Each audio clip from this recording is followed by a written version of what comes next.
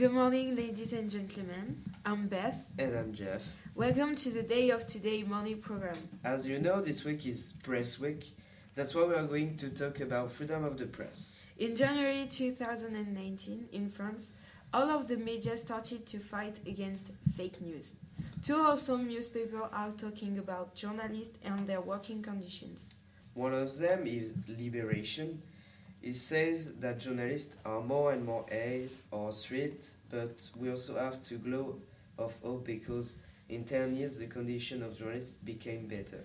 The goal of this week is to make people realize the difficulties faced by reporters and to make their actual condition better.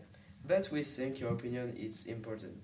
That's why our reporter Emmeline asked two students in the corridor their point of view about press. Good morning, Emmeline. Hello. Tell us about the result of the survey. Indeed, I did a survey of students on the press. The central question was if they read the press and know what they think about that. The survey contains answers from people aged 15 to 18 years old. I received 62 answers. Thanks to you for taking the time to answer. 44 read the press and 18 watch the news on TV. The person who don't read the press say it's boring, it doesn't interest me, or I don't have time to read the press. For the students that read the press, everybody reads the news on social media and only 2 people read on paper. It's uncommon for our time to see teens reading the press on paper. Most young people read or watch the news at home. It's not surprising because barely 6% read the press at school. They read or watch the news every day or once a week. It's good for students to events like that. I ask them what subjects do they prefer in the press, and of all subjects, the sport wins, followed by world affairs. The next is domestic affairs, the politics and gossip, and the art and culture. It's finally. I will not have thought the gossip was not much chosen by the teens because at their our age we love gossip more than politics or affairs of the world.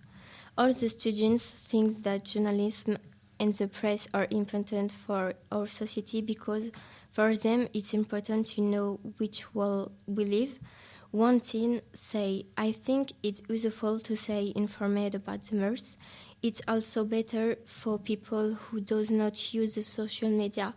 They think if the press did not exist, we would not know what is happening in the world, and they have reason. For them, the press and the journalism are essential for our society. It's transform people into citizens. We notice that's the oldest of the students are the most invested and interesting by what happened around them. I think the more we grow up, the more we become aware of the important things in life, such as interfering in the press. Thanks, Emmeline, for your analysis. And now we move on Hope and Maxime. Hi girls. They're going to interview Emma to talk about the British press. Let's go. Hi, I'm Maxime Dornel, and this is my partner, Hope. We are working for the New York Post, and we are going to ask some questions to Emma about the Britain press. So, what do you read the press? Yes, I do read the press. I generally read it online more than in printed press. I find it more accessible this way. Do you think freedom of expression in England is different than in France? I think in most European countries it's quite similar. There's always going to be things that you can't talk about or that are quite dangerous to talk about. So I think journalists tend to stay quite safe. But I don't think it's as censored as other countries. Are newspapers still popular in Great Britain?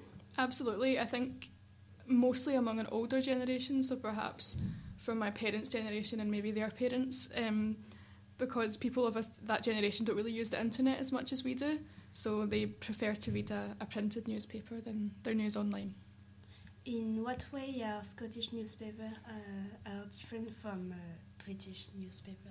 I would say mostly with politics, because Scotland has a very different view than England and the rest of the UK. We focus more on Scottish politics than English politics, and maybe also just the sense of humour. Maybe we just see things slightly differently, but that's just my opinion.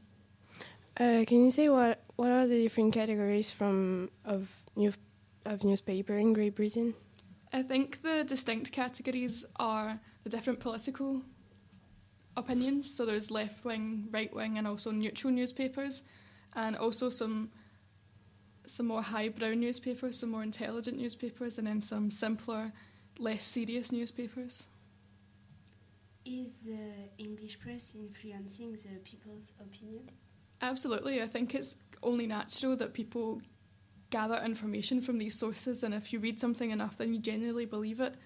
I think it would be ignorant to think that the press doesn't influence their opinions. Does the English press make fun of the English society's issues, like Charlie Hebdo in France? Sometimes there's always an aspect of making light of a situation or trying to find the positive in a situation. I think it's important to do this because, especially with the political climate in the UK now, I think if we didn't make fun of things like Brexit, then we would probably just be really miserable all the time. I think it's important to find light in a situation. So, do you think the media are controlled by the government? I think to a certain extent, yes. There's always going to be things that the government don't want us to talk about, or things that they won't be completely honest with the journalists and the press about. I think press and journalists just have to be really smart, and they have to dig as deep as they can for the story, but also stay safe, because I understand it can be quite dangerous for journalists to push for that story. I think it's not worth risking your career or even your health. And finally, do you think a free press is important? Absolutely. I think that everyone should have freedom of speech as long as it's not hurting or offending anyone. I think you should be able to come to your own conclusions, but I think it's also important to check your sources. If anyone was just allowed to publish anything, there would be a lot of confusion and worry and anger and upset in the world. So I think it's important to have freedom of information as long as it's controlled in the way that it's not offending or hurting anyone. So thank you very much for your answer. We learned a lot of things about British press, and now I'm going to let you with our host. Thanks for being here, girls. Finally, we're going to listen to Camille, Sarah, and Tom. They will debate on the influence of internet on information. Who wants to start? Sarah, what do you think about this?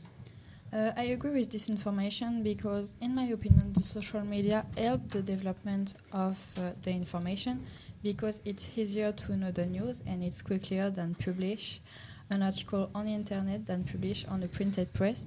Thanks of internet, we can have access to the information at all the time. I understand that, but there is still a great danger whether it's on the internet or on social networks. Everyone becomes a journalist.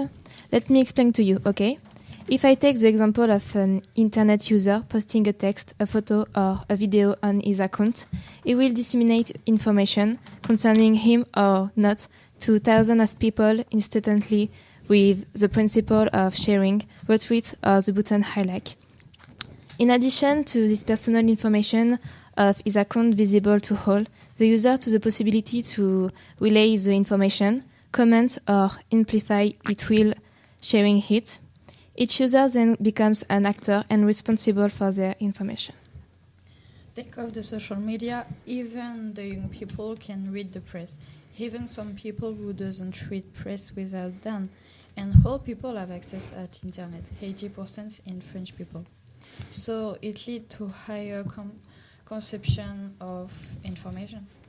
I totally agree with Sarah. 10% of 80% are whole persons, but they live modernly.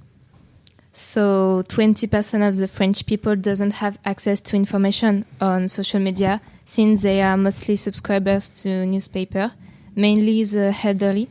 They know that sources are reliable and they don't want to move to modernity.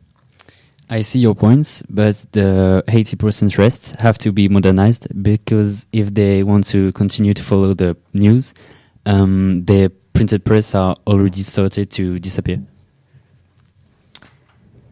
Well, it's important to modernize, but it's natural to ask the question of the reliability of this information and to integrate to the youngest mainly that the sources can be very diverse and especially false. It's called fake news. According to a French study, 52% of fake news are present in a Twitter newsfeed of a user aged 10 to 18 years. So we know that social media make millions of people active every day around the world. If information is disclosed, let's imagine that it's taken out of context and misinterpreted, She will nevertheless be published on the net, accessible to all. It's estimated that 80% of teenagers aged 10 to 18 years on each of the social networks have relayed fake news in the last 6 months. The impact of this false information can have an impact on the victim. That is why we must check our source. Yes, Sarah. The accounts on Twitter are often verified, and it means that they are verified. So we can call that official, but it's useless to take care of sources. The example of L'Équipe, which relies information about sports. Yes. What an awesome finish. Thanks. Yeah, thank you all for your participation. We will be there tomorrow, same hour, on the day of today. But for the moment, publicity page. Bye. With Lise Payne, transform the into. Hello again after this ad from our sponsor. Now we're going to listen to an editorial on the limits of freedom of speech. So Audrey and Remy, it's your turn. Thank you. Today we want to talk about the free press and the impact of this. First of all, there is a free press can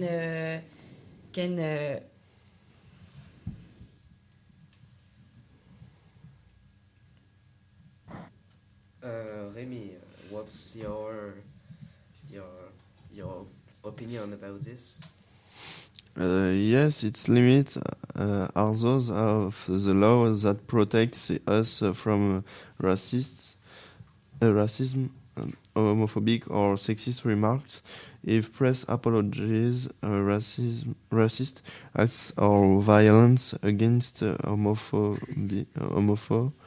sexual community, public opinion could banalize these acts of violence.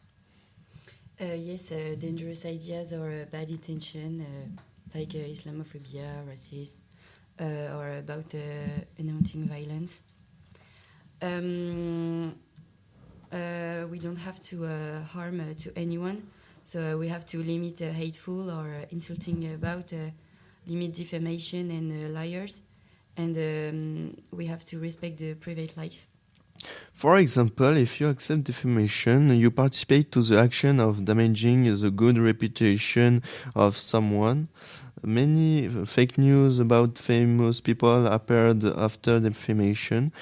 The famous example was Michael Jackson. Also, he was beloved during his life and his family too.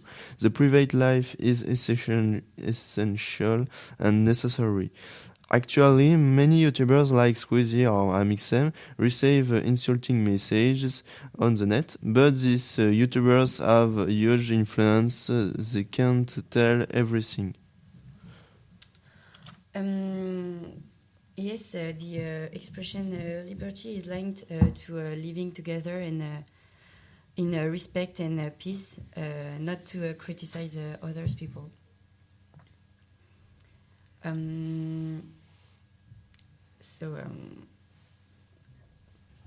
We've done. Thank you for listening to us, and Thank you, the Day of Today morning show, for hosting this Press Week program. Thank you, Adrien and Remy. Thank you, all of you, for being here today. And now we are going to listen to the new single of Ed Sheeran. See you next week. You're welcome.